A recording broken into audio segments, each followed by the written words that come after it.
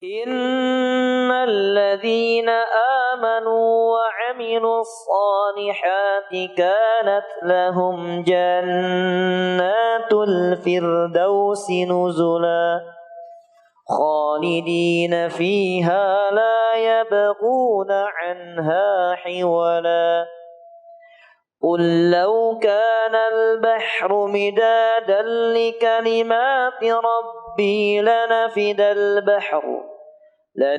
البحر قبل أن تنفد كلمات ربي ولو جئنا بمثله مددا.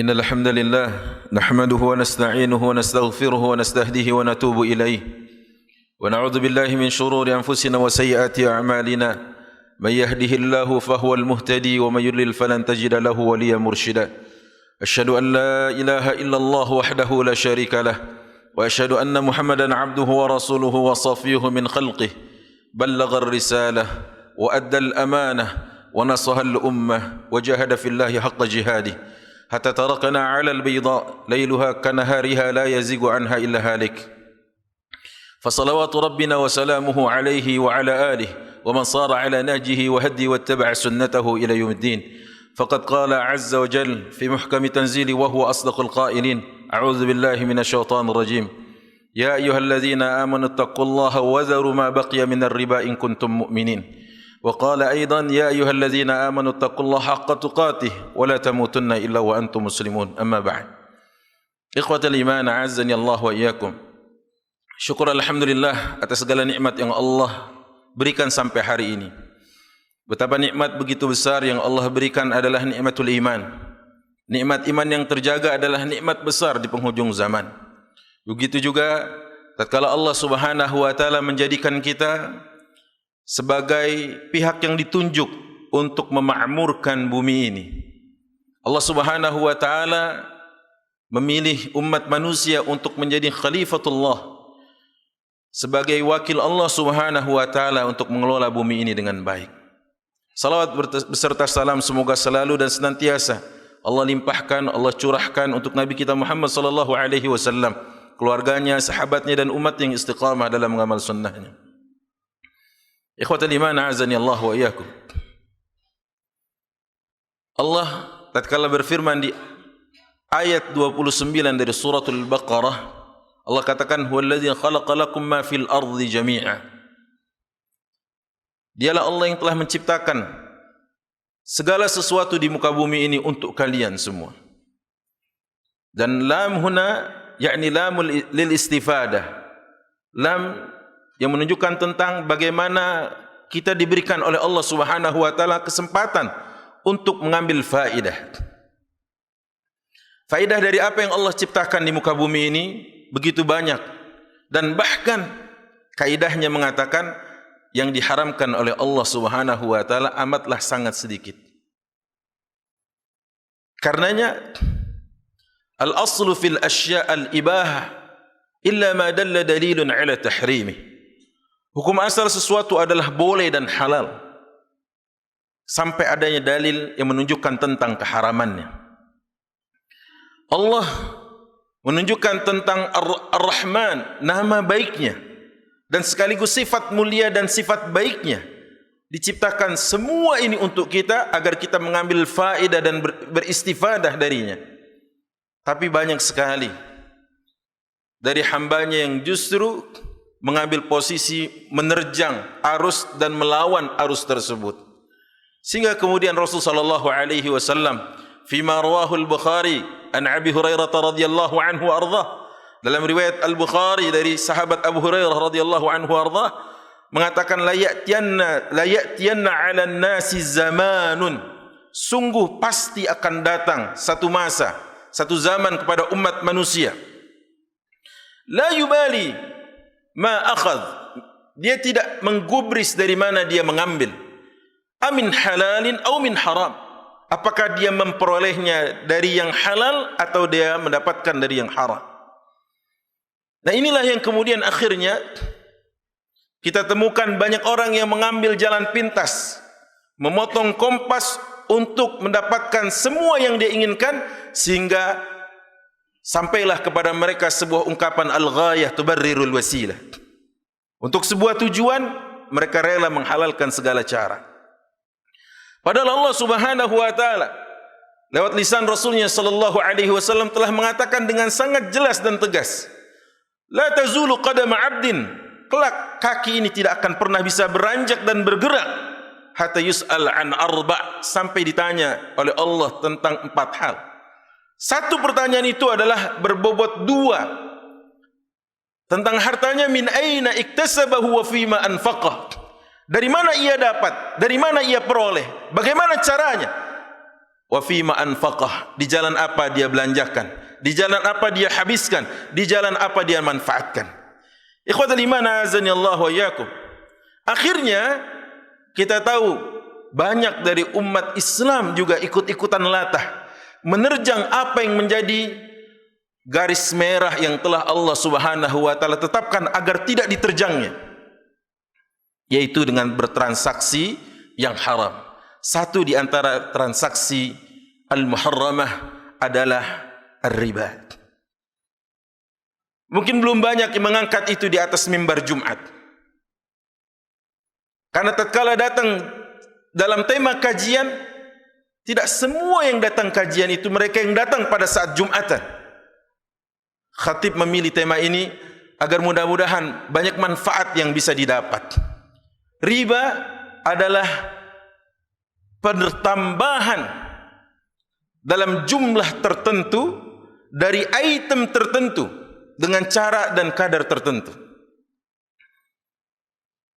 Riba ini Allah Subhanahu wa taala haramkan dan Rasul sallallahu alaihi wasallam telah sampaikan tentang keharamannya. Bahkan Allah Subhanahu wa taala mensinyalir riba ini adalah sebuah genderang perang yang ditabuh oleh seseorang jika ia tetap mengerjakannya, tetap mempraktekannya dan menjalankannya, adalah genderang perang yang mereka tabuh untuk berperang bersama Allah Subhanahu wa taala atau berperang melawan Allah Subhanahu wa taala. Ikhwatul iman azani Allah wa iyyakum. Tidakkah kita takut dengan apa yang dikatakan Allah Subhanahu wa taala, ya ayyuhallazina amanu taqullaha wa dharu ma baqiya minar riba.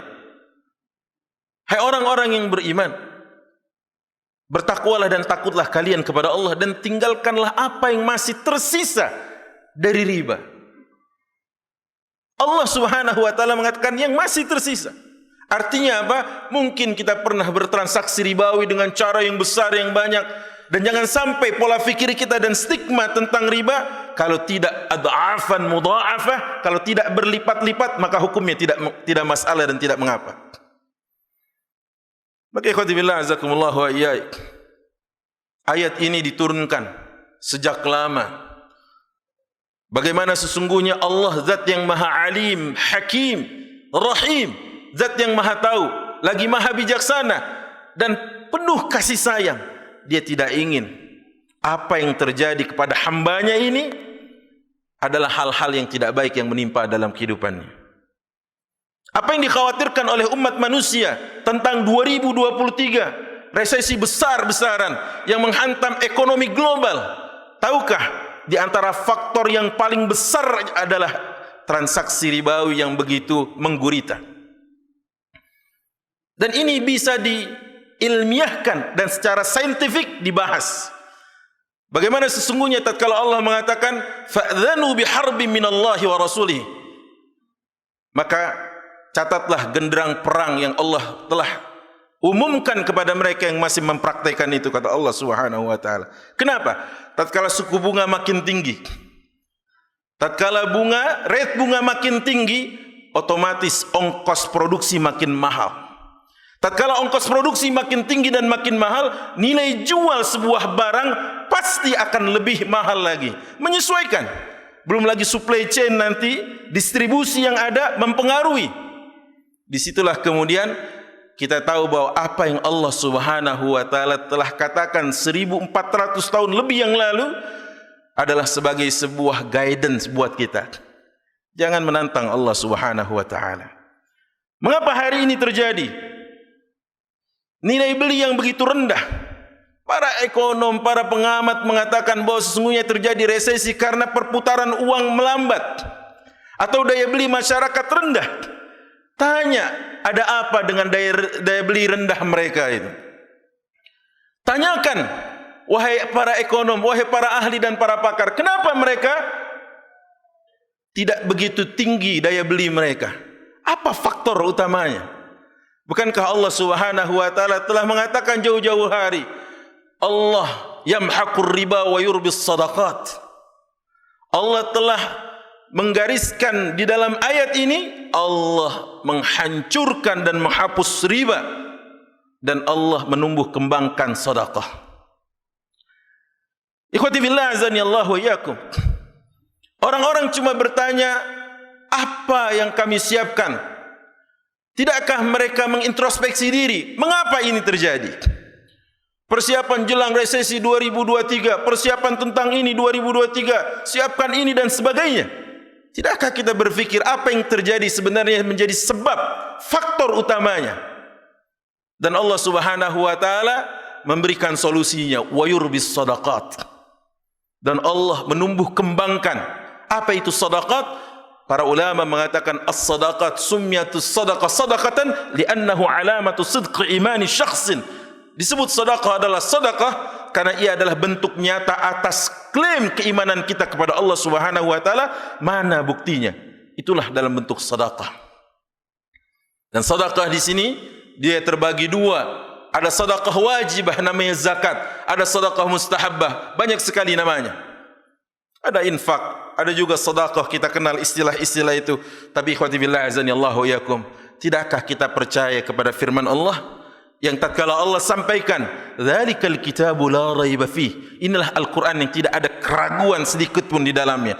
Banyak penulis butuh dikoreksi, banyak penulis merevisi apa yang dia tulis, banyak penulis butuh ditahqiq oleh orang yang lebih mumpuni dalam keilmuan. Tapi satu-satunya kitab, satu-satunya kalam yang telah menggaransi isinya, dzalikal kitabu la raiba fih. Inilah Al-Qur'an yang tidak ada keraguan di dalamnya. La ya'tihil batilu min baini yadayhi wala min khalfi. Tidak tersusupi kebatilan dari arah depan maupun dari arah belakang.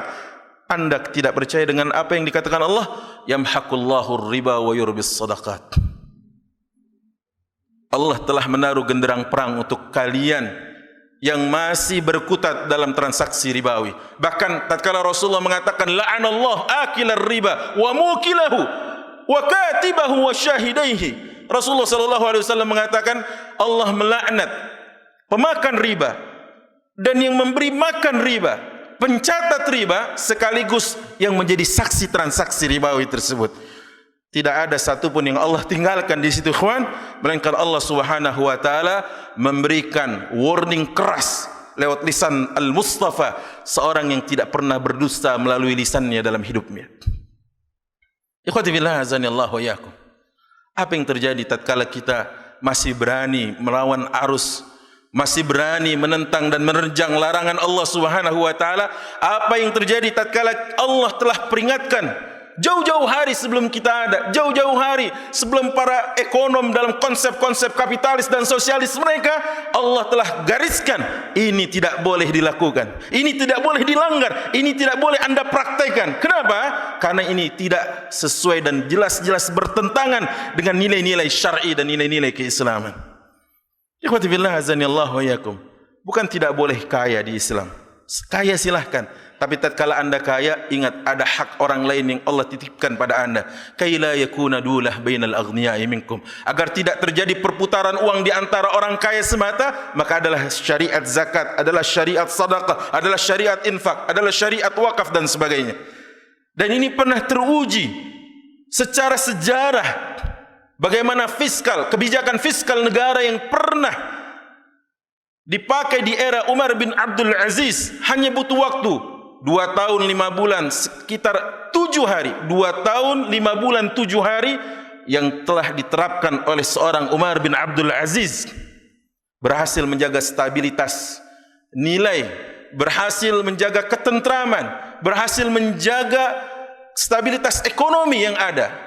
Tidakkah kita mau dan tidakkah kita tertarik saja dulu untuk mempelajari apa yang pernah terjadi dalam bentuk kesuksesan tatkala mereka mempraktekkan apa yang Allah tuntunkan kepada mereka.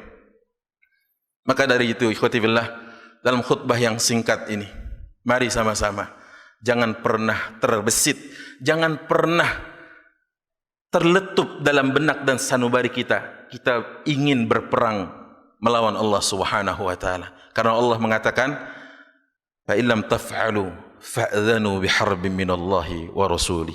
Aqulu qawli hadza wa astaghfirullah li wa lakum wa lisairil muslimina wal muslimat min kulli dhanbin wa khati'ah fastaghfiruhu innahu wal ghafurur rahim.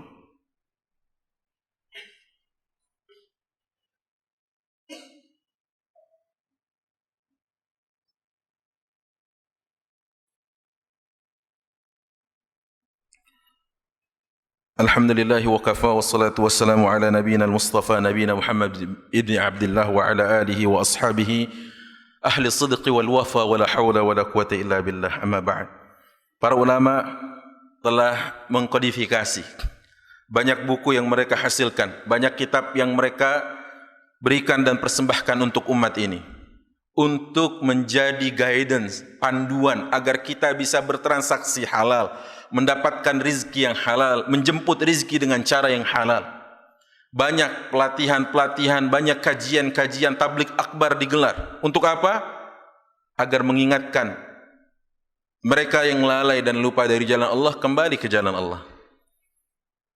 Banyak hal-hal yang disampaikan di atas mimbar-mimbar untuk mengingatkan hanya mendapatkan yang halal, karena halal yang berkah. Betapapun banyaknya yang haram, Allah mengatakan sekalipun itu membuatmu takjub, walau a'jabaka kathratul khabith. Allah katakan sekalipun yang busuk, yang buruk, yang tidak berkah itu membuatmu takjub, itu tidak sama, kata Allah Subhanahu wa taala. Maka di antara hal yang mereka sampaikan adalah yang pertama, bahwasanya riba adalah maksiat kepada Allah dan Rasul-Nya. Ingat itu baik-baik, riba adalah maksiat kepada Allah dan Rasul-Nya. فَلْيَحْذَرِ الَّذِينَ يُخَالِفُونَ عَنْ أَمْرِهِ أَنْ تُصِيبَهُمْ فِتْنَةٌ أَوْ يُصِيبَهُمْ عَذَابٌ أَلِيمٌ. Dan hendaklah takut orang-orang yang menyelisihi perintah Allah atau bermaksiat kepada Allah, agar Allah Subhanahu wa taala timpakan kepada mereka fitnah, ujian, cobaan, bala, dan Allah datangkan kepada mereka azab yang pedih. Yang kedua adalah riba, kata para ulama, faktor terkuat terhalangnya doa untuk diijabah oleh Allah Subhanahu wa taala. Sa'ad ibn Abi Waqqas pernah meminta kepada Rasul sallallahu alaihi wasallam, "Ya Rasulullah, ud'ullaha li an akuna mustajab ad-da'wah." Wahai Rasulullah, berdoalah kepada Allah agar aku termasuk orang yang apabila berdoa diijabah oleh Allah Subhanahu wa taala. Apa panduan Rasulullah untuknya? "Atib mat'amak takun mustajab ad-da'wah." Perbaiki makananmu, niscaya kau akan diijabah doamu. Itu kata Rasul sallallahu alaihi wasallam. Kemudian yang ketiga adalah naz'ul barakah minal umri wal kasab. Riba menyebabkan tercabutnya keberkahan umur, tercabutnya keberkahan usia, dan tercabutnya keberkahan pendapatan. Ikhwatul iman, a'azanillahu wa iyyakum. Tatkala Allah mengatakan yamhaqullahu riba, ini adalah sebuah kata yang sangat nyata sekali.